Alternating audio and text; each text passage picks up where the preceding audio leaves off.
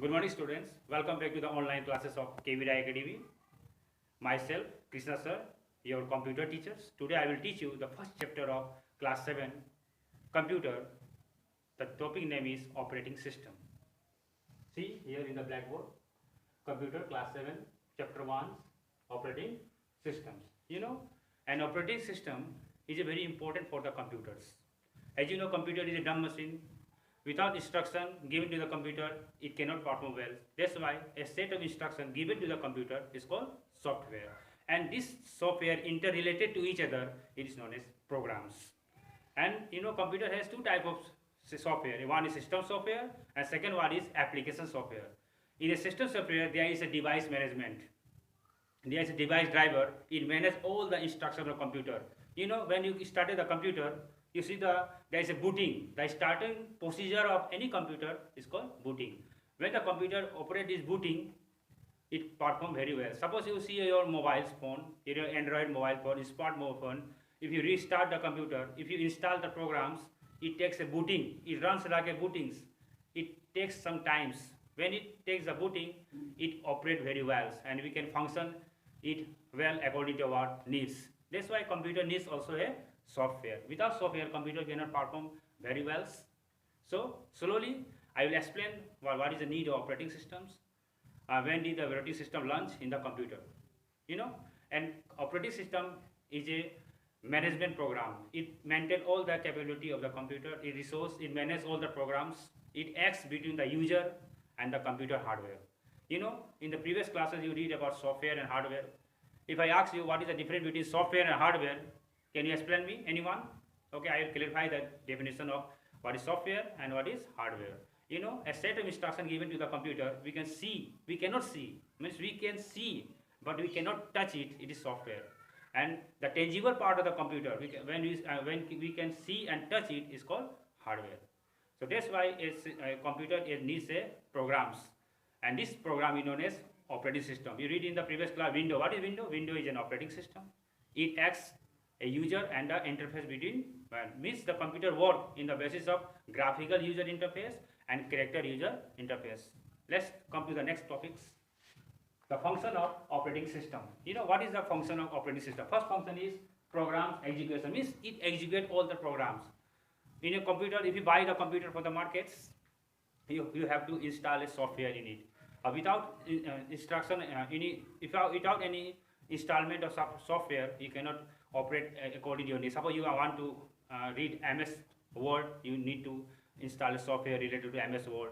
Window, Access also, and also operating system looks like PowerPoint also. So that's why we need a software. Means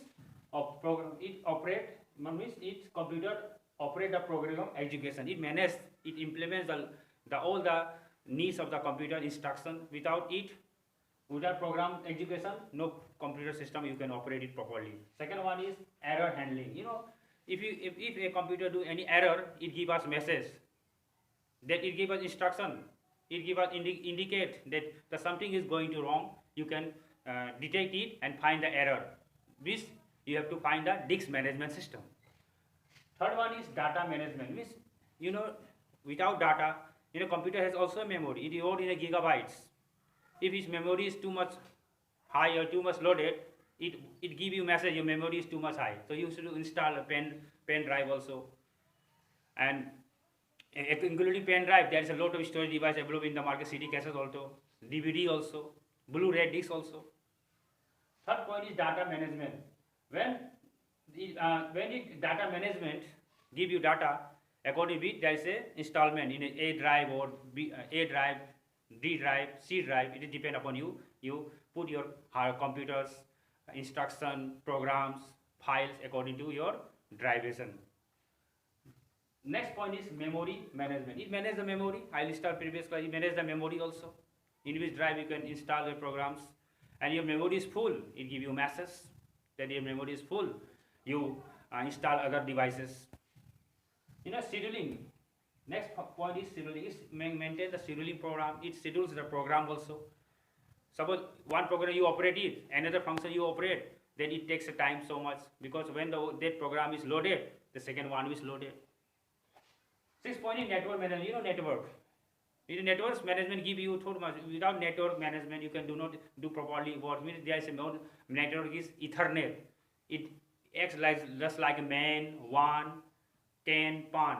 Means this is like a just about a local management system, metropolitan area networks. This what depends upon the networking management. It means it is only device in maintain the networks.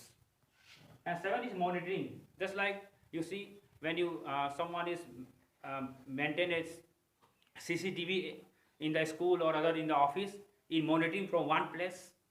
So suppose if any program is going on in monitoring from one place and gives us details, instruction that something is going wrong, something is going right. We should depend upon this monitoring. And last one is file management. Is file. File, if you maintain computer systems, the file you have to manage.